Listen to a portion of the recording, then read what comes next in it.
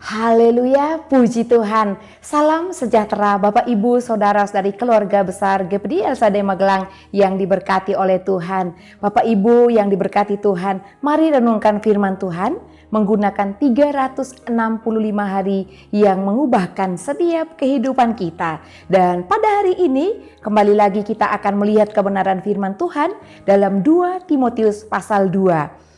Dalam 2 Timotius pasal 2 kita akan memperhatikan ayat 14 sampai ayatnya yang terakhir ayat 26. Namun Bapak Ibu yang diberkati Tuhan, saya membacakan 2 ayat di ayat 20 dan ayat 21. Demikian bunyi firman Tuhan. Dalam rumah yang besar bukan hanya terdapat perabot dari emas dan perak, melainkan juga dari kayu dan tanah. Yang pertama dipakai untuk maksud yang mulia dan yang terakhir untuk maksud yang kurang mulia. Jika seorang menyucikan dirinya dari hal-hal yang jahat, ia akan menjadi perabot rumah untuk maksud yang mulia. Ia dikuduskan, dipandang layak untuk dipakai tuannya, dan disediakan untuk setiap pekerjaan yang mulia. Puji Tuhan, Bapak Ibu Saudara keluarga GPD El Shaddai Magelang, dari 2 ayat yang kita baca ini, saya memberikan judul perabot. Perabot tentu Bapak Ibu Saudara semua sudah membayangkan ya, apa saja yang tergolong perabot-perabot dalam sebuah rumah. Nah, kita akan melihat dalam bagian observasi, tentu tidak banyak orang ya yang kita temukan di dalam 2 Timotius pasal 2 ayat 14 sampai ayat 26. Apalagi khususnya 2 ayat yang kita baca. Di sana kita melihat ada 2 pribadi. Siapa Bapak Ibu Saudara? Ya, Rasul Paulus dan Timotius. Dan juga ada nama lain yang disebutkan di ayat sebelumnya. Ada Hymenaeus dan Philetus, orang yang menyimpang dari kebenaran dan mengajarkan pengajaran yang tidak benar, menyesatkan orang-orang. Nah, baik, peristiwa apa yang kita lihat dalam pasal ini? Tentu kita melihat bahwa ada peristiwa di mana Rasul Paulus memberikan nasihat, menasihati Timotius dalam menghadapi pengajar-pengajar yang sesat. Oleh karena itu Bapak Ibu, langsung saja kita akan masuk dalam bagian interpretasi. Bagian interpretasi pertama dari kedua ayat yang kita sudah baca, yang pertama dikatakan bahwa dalam sebuah rumah terdapat berbagai perabot. Ada emas, ada perak, ada kayu, tanah. Nah, dikatakan yang pertama dipakai untuk maksud yang mulia. Dapat diperhatikan pada ayat 20.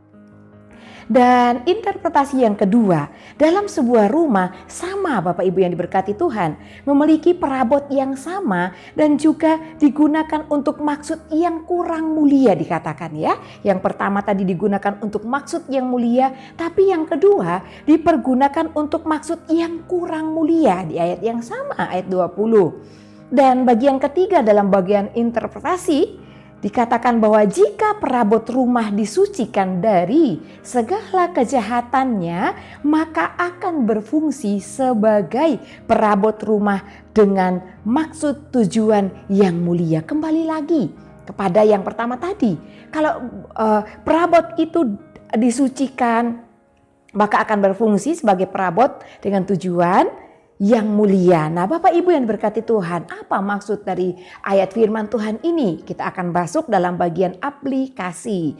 Dalam bagian aplikasi, perabot yang dimaksud ya adalah kehidupan setiap kita anak-anak Tuhan, jemaat Tuhan yang dikasihi Tuhan. Rasul Paulus menggambarkan, Rasul Paulus menggunakan gambaran beraneka ragam perabot dalam sebuah rumah dan yang dimanfaatkan untuk berbagai tujuan. Tentunya kalau berbicara tentang perabot, ada banyak sekali perabotan dalam suatu rumah ya. Ada meja, ada kursi, lemari dan lain sebagainya. Dan semua perabot itu berguna sebagai dengan fungsinya masing-masing dan dengan tujuan masing-masing. Nah, dikatakan bahwa awalnya kita adalah ciptaan Allah. Jadi perabot yang digambarkan atau dilukiskan oleh Rasul Paulus adalah jemaat Tuhan. Kita semua orang percaya ada di dalam satu rumah Allah, dalam satu gereja. Dikatakan ya, yang pertama tadi dalam bagian interpretasi dengan tujuan yang mulia. Artinya Bapak Ibu yang diberkati Tuhan, awal kita diciptakan Allah, diciptakan dengan mulia. Yang mulia untuk tujuan yang mulia juga. Namun berjalannya waktu, umat Tuhan tidak berfungsi sebagai mestinya. Tidak berfungsi seperti tujuan awal Sang Pencipta. Tadinya kita mulia, kita kudus, dan tentunya tujuan Tuhan dengan untuk tujuan sesuatu yang mulia. Dan di dalam firman Tuhan ini kita melihat bahwa ada orang-orang ya, contohnya mengapa kita tidak lagi dengan hal yang mulia atau tidak lagi mulia. Berbeda fungsi. Fungsinya jadi kurang mulia dikatakan di interpretasi yang kedua. Nah, Bapak Ibu yang diberkati Tuhan, di dalam 2 Timotius pasal 2 ini kita menemukan bahwa ada orang-orang yang menyesatkan dirinya dan menjadi guru palsu. Mereka mengajarkan ajaran-ajaran yang memutarbalikkan kebenaran seperti pribadi-pribadi yang kita sudah sebutkan tadi di bagian observasi. Mereka menyesatkan sesama mereka. Nah, artinya tadi mereka Allah ciptakan, kita semua Allah ciptakan dengan maksud yang mulia dan untuk tujuan yang mulia bagi Allah. Namun ketika kita salah menempatkan diri kita, maka kita tidak lagi berfungsi sebagaimana mestinya. Dan ada juga orang-orang yang berbuat jahat, menyimpang dari jalan hidup yang benar. Jahat artinya semua dosa yang mereka lakukan ya.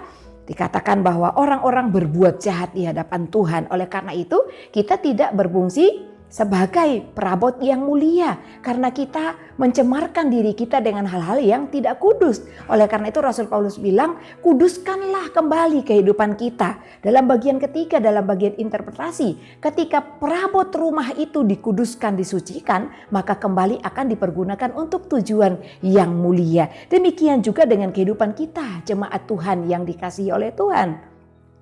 Dimanapun kita berjemaat, rumah Allah tempat kita beribadah, dimanapun kita beribadah kepada Tuhan, ya kita harus memperhatikan apakah kita perabot rumah yang tetap untuk tujuan yang mulia ataukah kita sedang mengalami yang namanya perabot bukan tujuan yang mulia. Karena kita membiarkan kehidupan kita melakukan hal-hal di luar kebenaran firman Tuhan. Nah, namun kita orang yang sudah dibenarkan oleh Tuhan, Bapak Ibu yang diberkati Tuhan, oleh karena itu layak atau harus kita bertanggung jawab menjaga diri kita. Dan di bagian yang terakhir dalam bagian interpretasi tadi kita menarik untuk bagian aplikasinya. Ketika orang tersebut bertobat ya, namun ketika orang yang sudah berdosa, perabot yang tidak layak tadi, orang yang jemaat Tuhan yang tidak layak ketika bertobat dan memberi dirinya untuk disucikan kembali, dikuduskan oleh Tuhan dari hal-hal yang jahat, ia akan menjadi perabot rumah untuk maksud yang mulia, kembali bisa dipakai Bapak Ibu yang berkati Tuhan. Oleh karena itu Tuhan itu selalu memberikan kita waktu dan kesempatan untuk kembali kepada tujuan yang mulia. Tidak selamanya Allah membuang orang yang berdosa.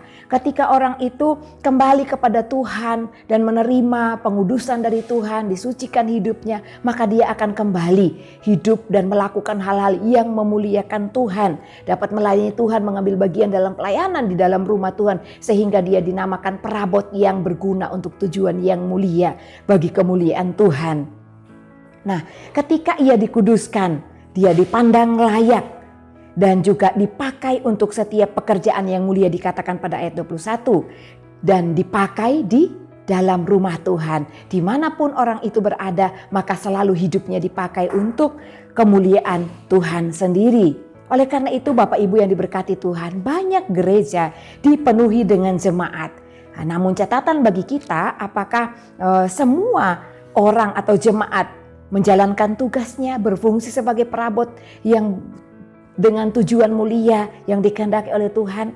Ataukah kita tidak menjalankan fungsi kita, tugas kita untuk melakukan hal-hal yang memuliakan Tuhan? Ya, kita dapat mendukung program gereja untuk pertumbuhan dan pengembangan gereja di mana kita berada. Kita dapat terlibat ya, apapun kemampuan kita dapat terlibat supaya pembangunan pertumbuhan gereja di mana kita berada terus berlangsung untuk kemuliaan nama Tuhan.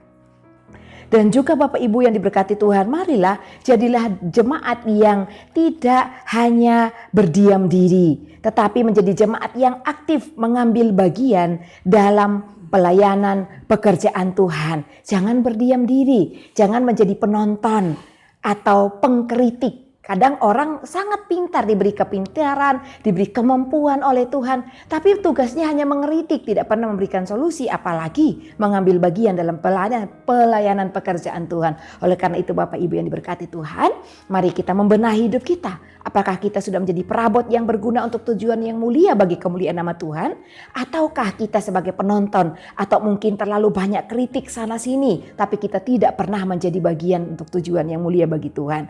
Nah, bila kita benar-benar serius dan bersedia dipakai di dalam Tuhan, di dalam rumahnya Allah sendiri, maka kita akan memperoleh pertolongannya, dikuduskan, disucikan, dipandang layak, dan dipakai oleh Tuhan. Tuhan Yesus memberkati. Terima kasih Bapak Ibu Saudara yang terus setia mengikuti renungan 79, kiranya dapat menjadi berkat bagi kita bersama.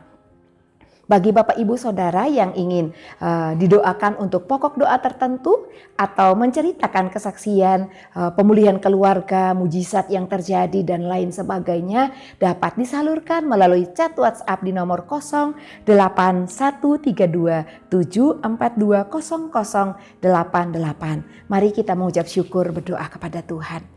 Terima kasih Bapa yang mulia, kami mengucap syukur untuk kebenaran firman-Mu. Kembali kami diingatkan, kami adalah perabot-perabot di rumah Allah yang akan terus berfungsi untuk kemuliaan dan tujuan Allah yang mulia bagi setiap kehidupan kami. Tuhan pakai kami, Tuhan bangkitkan semangat kami supaya kami pun menjadi jemaat Tuhan yang berguna dan dapat mengambil bagian dalam pelayanan pekerjaan Tuhan dimanapun kami beribadah.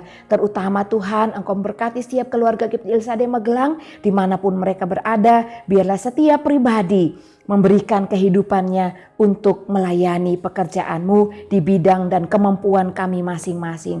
Terima kasih Bapa yang baik, alangkah limpahnya kebaikan-Mu yang telah Kau simpan bagi keluarga GPDI El Shaddai Magelang, yang takut akan Engkau, yang telah Kau lakukan bagi keluarga GPD El Shaddai Magelang yang berlindung padamu. Terima kasih Bapa yang baik, di dalam nama Tuhan Yesus Kristus kami berdoa dan mengucap syukur. Haleluya, amin.